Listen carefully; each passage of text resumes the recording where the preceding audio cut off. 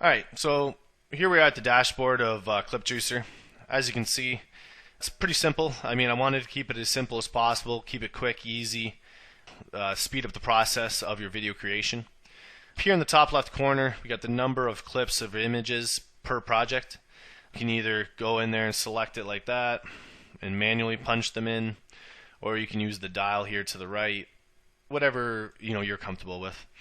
The number of videos to create, same type of thing. It goes all the way up to 100, all the way down to 1. So if you want to create 10 videos, you can either just punch that in as well.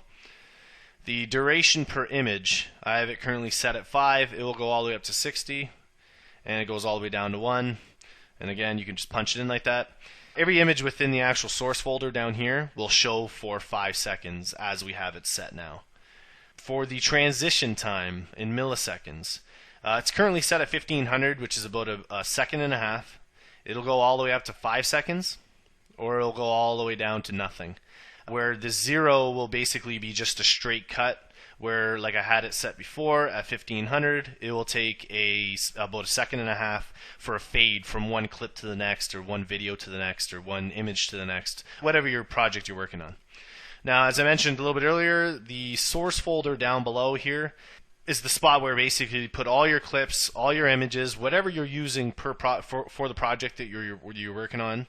You throw them all within this folder, and where I was touching up on the actual per project part, you could have an infinite number of files or images or whatever you got in the source folder, and if you only want to use 12 of them, it'll randomly select 12 out of the source folder.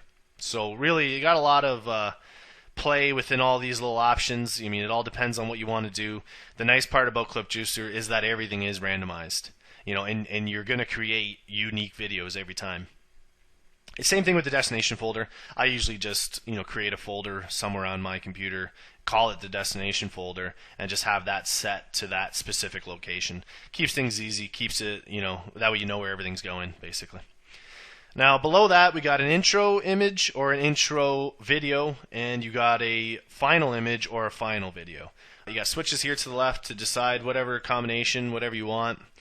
It'll basically, as we have it set now for the 10 videos to create, it will put the same exact video or image for the intro and the final video or image to every single one of those 10 videos. And again, you just have to come here to select wherever you have those on your computer, select the file, and it'll show up here. And again, it will attach those to the beginning and the end to every single one of the videos you create.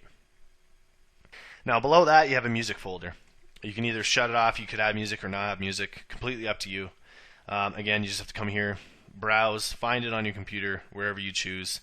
It'll show up here, and the volume percentage to the right here just determines how loud you want that music to play on the actual video. You can set it all the way down to 1 or all the way up to 100. It all depends on what kind of video, what kind of project you're working on. Progress bar below, you got just to show whenever your project is almost completed. And the video quality to the right of that, you got the highest quality, high, medium, low, and lowest. Now obviously on the lowest feature, it'll really produce the 10 videos really quick. On the highest, it's obviously going to take a little bit longer, but the quality of your video will be much better. Below there, where we got the spin and join features.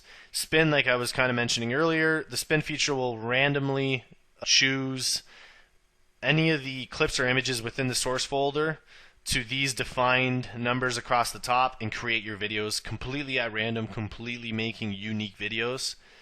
And the join feature will join them up in alphabetical order. So depending on what you want, usually if you're using the join feature, you're only making one video, and you kind of define these numbers to whatever you're predetermining, to whatever kind of video you're trying to make. And again, it all depends on what kind of project you're working on, or what kind of videos you're trying to create.